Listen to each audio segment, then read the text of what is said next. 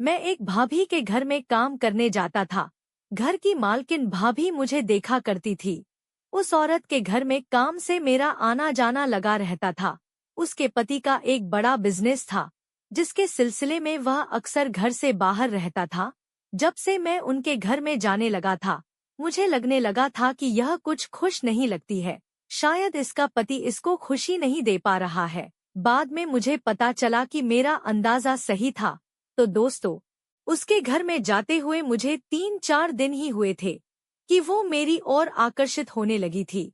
चूंकि वो मेरे लाइन थे तो मुझे ऐसी वैसी हरकत करने में बहुत हिचक होती थी, क्योंकि मैं वहां काम करने जाता था। अगर मैं वहां पर कुछ गलत हरकत करता तो हो सकता था कि मेरा काम मुझसे छूट जाए, इसलिए मैं चुपचाप अपने काम में लगा रहता था।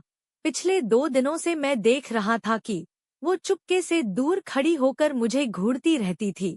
वो मेरे सामने आकर न तो कुछ इशारा दे रही थी और न ही कुछ कहने की पहल कर रही थी।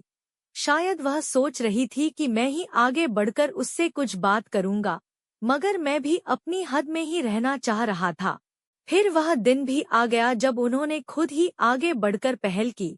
उस दिन काम खत्म, मैं उनके घर से निकल रहा था।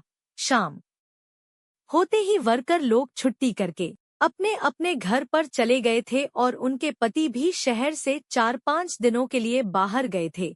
जब मैं जाने लगा तो वो कहने लगी, विकी रुको, चाय पीकर जाना, मैं चाय बना रही हूँ।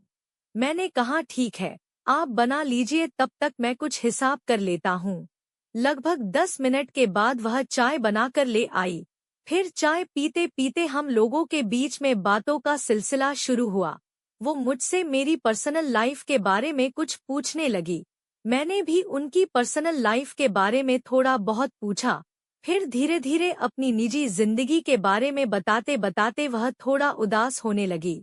मैंने बोला, भाभी क्या हुआ? आप मतलब क्यों इतना उदास हो रही हैं? वो बोली, ये आपको बताने के लायक बात नहीं है। मैंने कहा, मगर आप थोड़ा बहुत तो बताइए, क्या पता मैं आपकी कुछ मदद कर सकूं। वो बोली, हम पति पत्नी में अब वो प्यार नहीं होता जो होना चाहिए। मेरी खुशी अब अधूरी ही रहती है। मैंने मन ही मन कहा कि मैं तो पहले दिन से ही समझ गया था, बस तुम्हारे मुंह से ही कहलवाना चाह रहा था। पर मैंने थोड़ा शरीफ बनते हुए कहा, हाँ हाँ भाभी जी, मैं समझ गया।